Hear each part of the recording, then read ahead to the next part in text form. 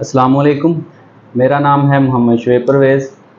और आज हम बात करेंगे स्पेशल एजुकेशन के हवाले से। आज के प्रोग्राम में हमारे साथ हैं मोहम्मद यूसुफ अख्तर साहब, डिस्ट्रिक्ट फोकल पर्सन हैं नारोवाल के। आएँ हम उनसे बात करते हैं और जानते हैं कि स्पेशल एजुकेशन डिपार्टमेंट जो है वो क्या क्या फैसिलिटेट कर रहा है, किस तरह से बच्चों को, और क्या इनको जो हैं वो सहूलियात मुयस्सर हैं और क्या इनको प्रॉब्लम्स जो हैं वो फेस करने पड़ रहे हैं। तो हमारे साथ हैं सर यूसुफ साहब। अस्सलाम वालेकुम सर। वालेकुम अस्सलाम जी। सर कैसे हैं? जी अल्हम्दुलिल्लाह बिल्कुल ठीक ठाक। जी सर, पहले तो हमें बताइएगा कि स्पेशल एजुकेशन है क्या? बिस्मिल्लाहिर्रहमानिर्रहीम। मशकूर हूँ आज शेख साहब का कि उन्होंने बड़े एक आसान कदम जो है उसके हवाले से बात करने का मौका दिया है। स्पेशल एजुकेशन आप समझते ही हैं कि ये वो बच्चे स्पेशल जो हैं माशरे के, जिन बच्चों को इग्नोर किया जाता था, पढ़ने के मौके नहीं थे, तो उन बच्चों की एजुकेशन का जो इस्तेमाल गवर्नमेंट ऑफ पंजाब ने किया है इसी को स्पेशल एजुकेशन कहते हैं। यानी स्पेशल बच्चों की एजुकेशन का जो सिस्टम है इसको हम स्पेशल एजुकेशन का नाम दे सकते हैं। तो सर इसमें कौन कौन से बच्चे शामिल हो? इसमें जो हमारी गवर्नमेंट ऑफ पंजाब की तरफ से स्पेशल एजुकेशन का अरेंज किया गया है उसमें गूंगे बहरे बच्चे हैं, डेफ बच्चे जिनको बोलते हैं, इसी तरह जो वीआई बच्चे हैं और इसी तरह पीडी बच्चे हैं और जहनी मजूर एमसीसी बच्चे हैं, और वो बच्चे जो आम जनरल एजुकेशन में बच्चे सीख नहीं पाते या दूसरों के साथ चल नहीं सकते, तो उनको स्लो लर्नर्स का नाम दिया जाता है। उन बच्चों के लिए भी डिस्ट्रिक्ट लेवल पे गवर्नमेंट ऑफ पंजाब ने एक अलहदा सा institute government institute of slow learners के नाम से भी इस्टेब्लिश की हो गई। उन बच्चों को यानी 5 कैटेगरीज के बच्चों को हम स्पेशल एजुकेशन इदारों में तालीम दे रहे हैं। चूँकि मेरा भी ताल्लुक़ स्पेशल एजुकेशन डिपार्टमेंट से है तो थोड़ा बहुत हम डिस्कस भी करेंगे इन चीज़ों को। तो सर थोड़ा थोड़ा जो है वो आप तमाम कैटेगरीज़ के बारे में, एमसीसी है, एचआईसी आपने बोला, पीडी है और वीआईसी, थोड़ा थोड़ा जो है वो शॉर्टली ब्रीफ कर दें। पीडी के बच्चों के बारे से देखा जाए तो वो बच्चा जो चल फिर नहीं सकता या किसी तरह से लिख नहीं सकता या उसकी कोई जिस्मानी मजबूरी है, तो ऐसे बच्चों को आमतौर पर जनरल एजुकेशन में जब एडजस्ट करते हैं तो वो बच्चे डिस्टर्ब होते हैं, उनका तलीमी निज़ाम उन बच्चों के साथ नहीं चल सकता। तो ऐसे बच्चे जिनकी कोई जिस्मानी मजबूरी है किसी भी लेवल पे, उन बच्चों को हम फिज़िकल डिसेबल बच्चों के नाम का पुकारते हैं। वीएसी बच्चे वो हैं जो बहुत ज़्यादा ब्लाइंड नहीं हैं बल्कि पार्शली साइटेड हैं। उन बच्चों को किया जाता है, उनकी एजुकेशन का अहतमाम जो है वर्बली तौर पर तो वो सुनते हैं लेकिन उनको लिखने के इश्यूज आते हैं, तो उनके लिए ब्रेल एक सिस्टम है जो एजुकेशन के हेल्पफुल है उनकी एजुकेशन के हवाले से। तो ब्रेल के टीचर्स हैं जो स्पेशल टीचर्स हैं, उन बच्चों को ब्रेल के ज़रिए रिटन जो है वो लिखने के लिए दिया जाता है। एचईसी बच्चे वो हैं जो सुन नहीं सकते, बोल नहीं सकते, उनको हियरिंग एड्स वगैरह गवर्नमेंट की तरफ से दिए जाते हैं, और साइन लैंग्वेज है उनकी, जो स्पीच थेरेपी है उस हवाले से साइन लैंग्वेज जैसे जो मेथड्स हैं इनके स्पेशल, उनके ज़रिए एचईसी बच्चों को टीच किया जाता है। और जो एमसीसी बच्चे हैं वो हैं जो ज़हनी तौर पर कमज़ोर हैं, उनकी स्पेशल ट्रेनिंग की जाती है, उनके साइकोलॉजिस्ट है, उनके टीचर जो हैं उनकी स्पेशल प्रोग्राम बनाते हैं उनके एजुकेशन के हवाले से, तो वो बच्चे एजुकेबल ट्रेनेबल जो बच्चे हैं उनको एजुकेशन जो है वो दी जाती है। और स्लो लर्नर्स का मैंने पहले बोल दिया था कि स्लो लर्नर वो बच्चा है जो जनरल एजुकेशन में नहीं चल पाता, तो उनको इन जैसे इदारों में लाकर स्पेशल उनके प्रोग्राम तरतीब देकर उनकी छोटी छोटी एक्टिविटीज़ बनाकर उनको स्लो लर्नर इदारों में तालीम दी जाती है। होपफुली काफ़ी हद तक क्लियर हो गई होंगी चीज़ें। हमारे अभी भी बहुत से एरियाज़ ऐसे हैं, कुछ इलाके इस तरह के हैं कि जहाँ पे लोगों को स्पेशल एजुकेशन का पता ही नहीं है। तो सर ऐसे जो हैं वो लोगों के लिए आप कोई पैगाम देना चाहेंगे? अब मैं समझता हूँ कि गवर्नमेंट ने एक आसान कदम उठाया है कि जिसमें न सिर्फ बच्चे को एक मैसेज है कि तालीम दी जाए, बल्कि गवर्नमेंट ने इसको कंप्लाइंस भी किया और प्रैक्टिकली तौर पे किया है। जैसे सबसे बड़ा इशू इन बच्चों का आता है कि इनको ट्रांसपोर्ट नहीं मिलती है, पेरेंट्स के लिए भी बोझ आता है, तो मैं समझता हूँ गवर्नमेंट ने इनके ट्रांसपोर्ट घर से उठाते हैं और इदारे तक बच्चे को लेके आते हैं। इसी तरह बच्चों को फ्री टेक्स्ट बुक दी जाती हैं, तो वो भी एक वालिदैन का बोझ ख़त्म हो जाता है। गवर्नमेंट जो स्टेशनरी के अखराजात हैं इनको स्कॉलरशिप के नाम पे 800 रुपया महीना वजीफ़ा बच्चे को लिए दिया जाता है। बहुत बड़ा इशू अगर पेरेंट्स का आता है कि बच्चों को फैसिलिटेट करने के लिए यूनिफॉर्म चाहिए, शूज़ चाहिए, बैग चाहिए, तो ये यूनिफॉर्म, शूज़, एवरीथिंग जो है वो गवर्नमेंट प्रोवाइड करती है। तो मैं समझता हूँ ये एक बहुत आसान कदम है पेरेंट्स के लिए कि वो अपने इन जैसे बच्चों को जो किसी तरह से रिजेक्ट होते थे, नेगलेक्ट होते थे, उनको चाहिए कि इन जैसे इदारों से बच्चों की एजुकेशन को कंप्लीट करें। तो एवरीथिंग स्टेशनरी, उनकी जो जो फैसिलिटेट करने के जितने भी प्रोसेस हैं, बुक्स के हवाले से हैं, स्टेशनरी के हवाले से हैं, और उनकी पॉकेट मनी में समझता हूँ 800 रुपया जो वजीफ़ा दिया जाता है वो है, और पिक एंड ड्रॉप जो है वो, ये सारे के सारे काम जो हैं फ्री ऑफ कॉस्ट है। किसी तरह का कोई पैसा आप किसी बंदे को पे नहीं करेंगे, आप इन बच्चों के लिए एजुकेशन जो है वो हासिल कर सकते हैं। जी, तो जैसे सर ने बताया कि हर तरह के जो है वो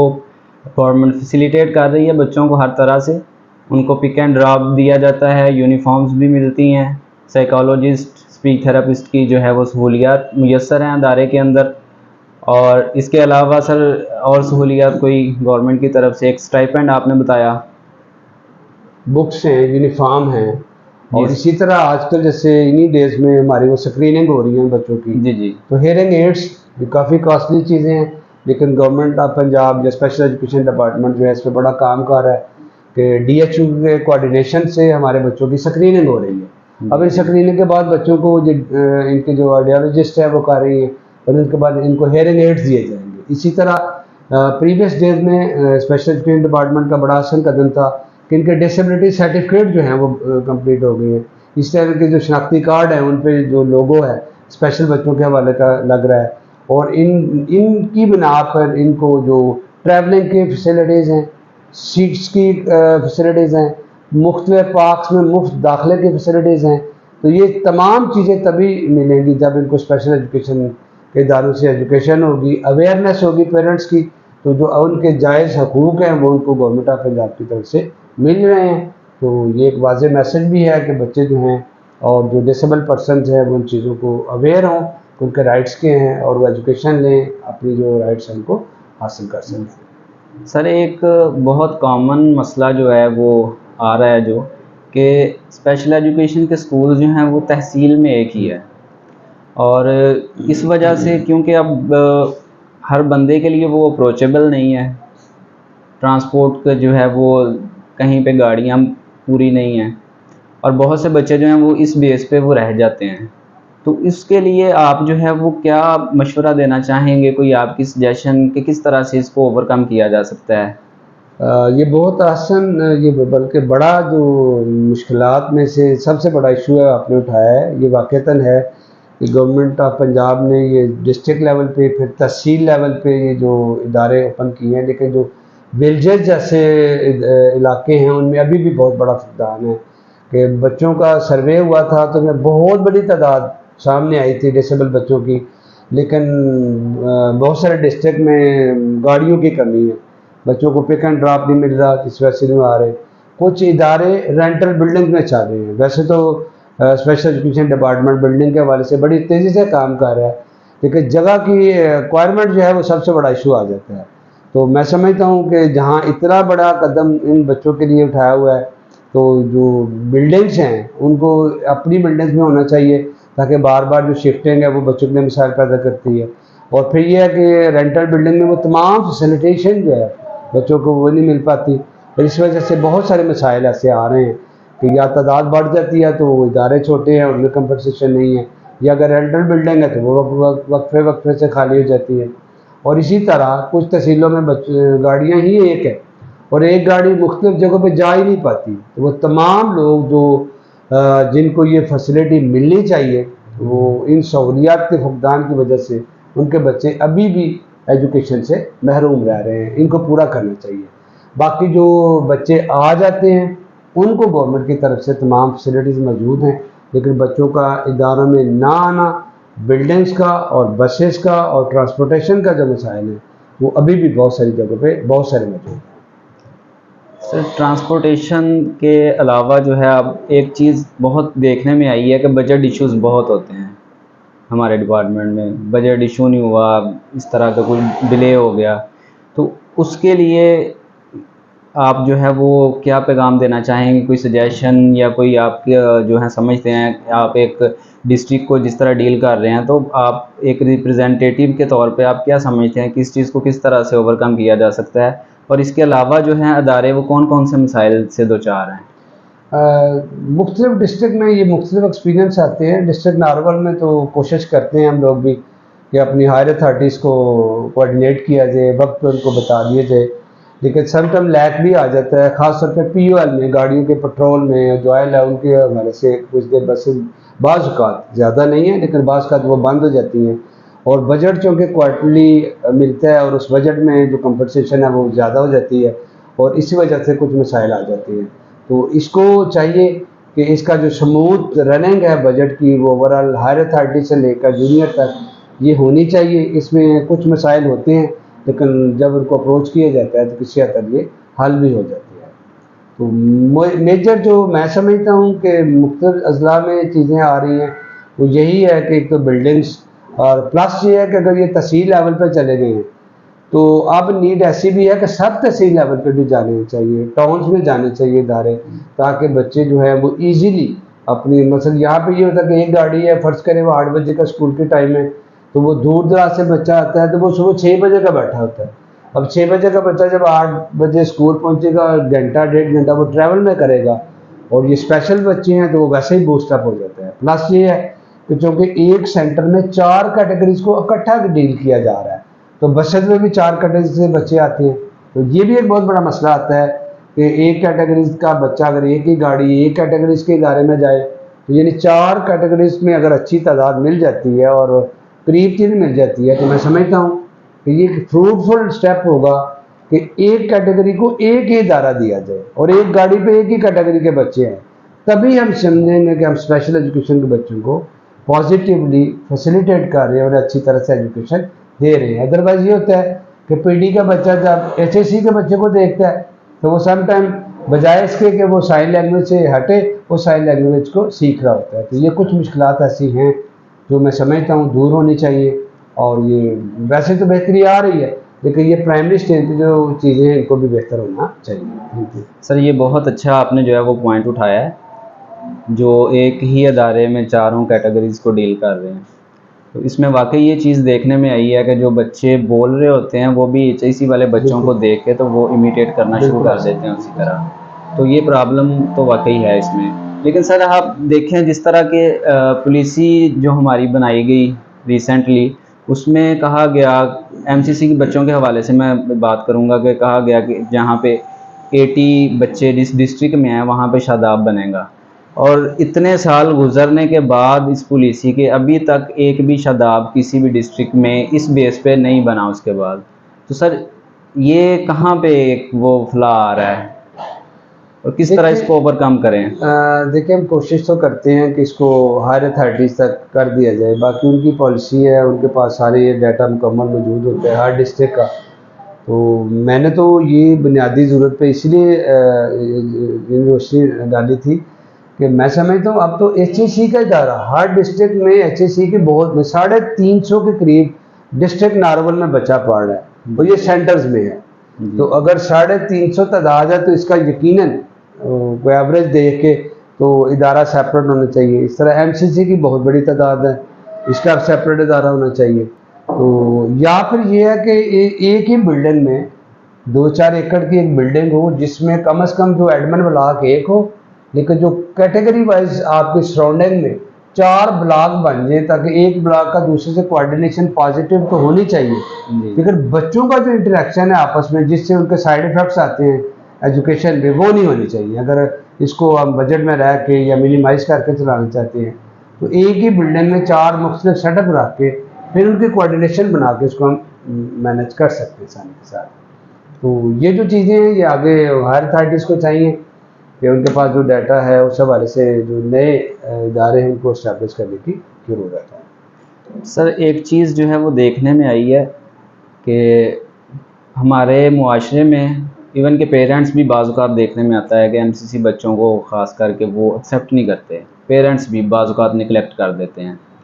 और सोसाइटी तो जिस तरह से वो बच्चों के साथ करती है सलूक वो तो होता है, लेकिन बाज़ औक़ात अदारों में देखा है कि एमसीसी बच्चों को जो है वो दूसरे असातिज़ा या जो है वो नॉन टीचिंग वो उस तरह से वो डील नहीं कर रहे होते, वो वैसे ही उनके साथ हंसी मजाक और ठट्ठा उनका बना रहे होते हैं। तो इस चीज़ पे आप कोई बात करना चाहें, किस तरह से इसको हम जो है वो कम कर सकते हैं, और किस तरह से इवन हम इस अदारे में बैठे हुए हैं, स्पेशल एजुकेशन डिपार्टमेंट में हम सैलरीज़ ले रहे हैं, तो हम जो है वो इन बच्चों को, हमें तो हर तरह से इनको अपनाना चाहिए, तो कौन कहाँ पे जो है वो हमारा आ जाता है? जैसे कि ये बहुत अच्छा आपने उठाया। वैसे तो आप समझते हैं अल्लाह की तख्लीक में कोई भी चीज़ बेकार नहीं है। अल्लाह ने हर चीज़ को हिकमत से बनाया है। ये तो उन लोगों से पूछे जिनके पास ये भी दौलत नहीं है। औलाद एक खूबसूरत दौलत है। मैं समझता हूँ स्पेशल एजुकेशन के लोगों के लिए अल्लाह की रज़ा को हासिल करने का ये एक बेहतरीन स्टेप है कि हम किसी ऐसे बच्चे को जिसको माशरा रिजेक्ट करता है, अगर हम उसको थोड़ा सा भी प्यार अखलाक देते हैं तो मैं समझता हूँ अल्लाह को ये चीज़ें बहुत पसंद हैं। तो इसी तरह मैं मैसेज देना चाहूँगा सोसाइटी को भी कि सोसाइटी की ज़रा सी शफ़क़त से ये बच्चे कॉन्फिडेंस में चले जाते हैं, माशरे में बड़ा मुफीद रुकन बन जाते हैं। तो जिस लेवल पे भी कोई बंदा है, ख़ासतौर पर स्पेशल एजुकेशन टीचर जो हैं, तमाम टीचर्स, तमाम कैटेगरीज़ के टीचर्स को चाहिए कि बच्चे को, मैंने अपना एक्सपीरियंस किया है कि हमारा एक बच्चा था, हम उसको स्कूल से निकाल रहे थे। अब उस बच्चे को अप्रिशिएट किया है, टीचर्स की गाइडेंस की है, अब वही बच्चा आके मुझे रोज़ाना अपनी बुनियाद पर सलाम देता है। तो मुझे खुशी होती है कि इस बच्चे को हम रिजेक्ट करते तो ये बहुत बड़ा ब्लंडर था, लेकिन अब उसी बच्चे को हम थोड़ा सा करीब लेके आए हैं, थोड़ा सा हमने बिहेवियर अच्छा दिया है, तब वो बच्चा पूरे स्कूल से वहाँ आके स्पीक करता है, बोलता है, अस्सलाम वालेकुम के पूरे अल्फाज बोलता है। तो मैं समझता हूँ अगर ये थोड़ी सी तवज्जो दी जाए तो अस्सलाम वालेकुम उसका सदका जारिया के तौर पर हमारे लिए इस्तेमाल हो रहा है। तो मैं समझता हूँ कि जहाँ हम बहुत बड़ी इबादत करते हैं, अल्लाह ने एक खूबसूरत मौका दिया है ये स्पेशल बच्चों की खिदमत का और एजुकेशन का, तो सोसाइटी को भी इसमें भरपूर किरदार जो वो अदा करना चाहिए। सर लास्ट पे सजेशंस, गाइडेंस टीचर्स के लिए, हर फील्ड के कोई दो दो लाइनें उनके लिए कि किस तरह से वो बच्चों को उनकी केयर करें, किस तरह से वो बच्चों को ज़्यादा ग्रूम कर सकते हैं। हेड्स के लिए कोई आप पैगाम, और हायर अथॉरिटीज़ के लिए कोई सजेशंस, कोई पैगाम कि किस तरह से जो प्रॉब्लम्स फेस कर रहे हैं हम अदारे की सतह पर और डिस्ट्रिक्ट की सतह पर, और किस तरह से हमें जो है वो उसके हम, क्योंकि हम फील्ड में हैं और हमने उस चीज़ को ज़्यादा बेहतर तरीके से ऑब्ज़र्व किया है, तो हम, आप उस क्या समझते हैं कि क्या ऐसी सजेशंस हैं, क्या ऐसे जो हैं इक़दाम हैं जो उठाकर हम इन चीज़ों को ओवरकम कर सकते हैं? इसमें ये है तो टीचर्स ज़ाहिर है किसी भी कैटेगरी को टीचर्स डील करते हैं तो कोई इतना आसान काम तो नहीं है, लेकिन इसमें जो रेशो है 1 to 1 वाली, प्रैक्टिकली अगर हम पाकिस्तान में जाएं तो पॉसिबिलिटी है, ये तो होनी चाहिए, आइडियल सिचुएशन मिलनी चाहिए टीचर को, ताकि अगर स्पेशल एजुकेशन का बच्चा पढ़ने आता है तो उसको वो चीज़ें मिले जिसका उसका राइट है या उसका इस्तेहकाक है। यानी 1 to 1 बच्चे की एजुकेशन है, लेकिन हम 30-30, 10-10, 20-20 बच्चों को लेके बैठे होते हैं टीचर्स, और उनकी भी डिफरेंट क्लासेस हो रही होती हैं।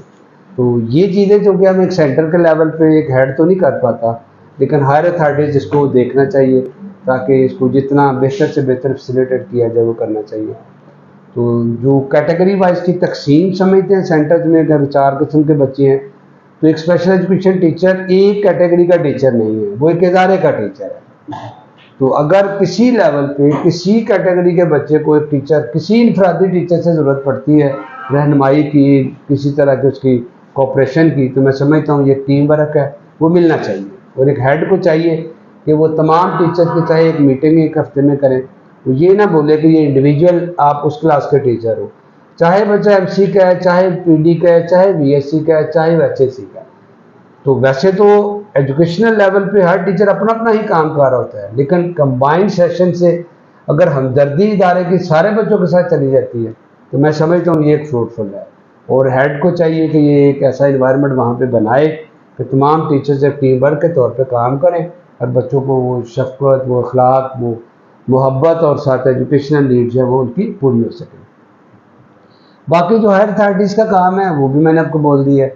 कि एमसी के एक क्लास में हमारे पास 30 बच्चे बैठे हुए हैं, उनकी 1 to 1 एजुकेशन की नीड है, तो 30 बच्चों को एक टीचर कैसे फैसिलिटेट कर पाएगा जब अपने टारगेट्स को पूरा कर पाएगा। इस हवाले से एक जो सेपरेट इदारों की सजेशन थी वो एक बड़ा फ्रूटफुल था। फिर उसमें स्टाफ की जो कमी है वो उसको पूरा करने की ज़रूरत थी। इसी तरह ट्रांसपोर्ट है उनकी पूरा करने की ज़रूरत है। तो बहरहाल दोनों को बात फिर वही आएगी, पाकिस्तान में अगर बात करें तो एक ही जवाब मिलता है कि आप अपने वसाइल में रहकर बेहतर से बेहतर काम करने की कोशिश करें। तो वसाइल को भी पैदा करें, अपनी मेहनत को भी कंटिन्यू रखें और अल्लाह की रज़ा के लिए काम करें तो ये काम किसी हद तक आसान भी हो सकता है। अल्लाह ताला से दुआ भी है अल्लाह ताला हमें ऐसा बेहतर करने की तौफीक करे। हाँ, तो ये हमारा आज का सेशन था स्पेशल एजुकेशन के हवाले से, जो बहुत अच्छा और फ्रूटफुल रहा। बाकी आप अगर कुछ समझते हैं, किसी चीज़ पे आप बात करना चाहते हैं, किसी कोई पैगाम देना चाहते हैं तो आप हमें बता सकते हैं और हम उस चीज़ को इंशाल्लाह डिस्कस करेंगे। बाकी सर ने बहुत अच्छी सजेशंस भी दी हैं, बहुत सी इन्फॉर्मेशन भी हमारे साथ शेयर की और इंशाल्लाह जो है हम कोशिश करेंगे कि इस चीज़ को लेके चलें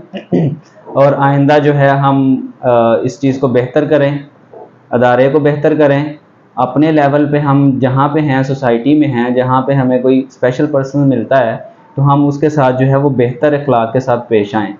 और बाकी एक चीज़ सर आपसे भी मैं गुजारिश करूँगा और बाकी भी जो हमारे डिस्ट्रिक्ट फोकल पर्सन्स हैं और जो डीओज़ हैं उनसे भी गुजारिश करूँगा कि वो अपनी सतह पे जो है वो अथॉरिटीज़ को लिखें, हमारी जो नीड्स हैं वो पूरी करें। और जिस तरह के वो शादाब सेंटर का कहा गया पुलिसी में, तो वो तकरीबन हर ज़िले में एक वो बनता होना है। चाहिए, बिल्कुल होना चाहिए। तो इस तरह बाकी वो हमारे जो स्टाफ की कमी है, जो चीज़ें हमें चाहिए, तो मैं रिक्वेस्ट करूँगा सबसे कि जो है वो उस चीज़ को अपने लेवल पे कोशिश ज़रूर करें। बाकी चलें, अल्लाह से अच्छे की उम्मीद करते हैं और इसी के साथ आपसे इजाज़त चाहते हैं। अस्सलाम वालेकुम।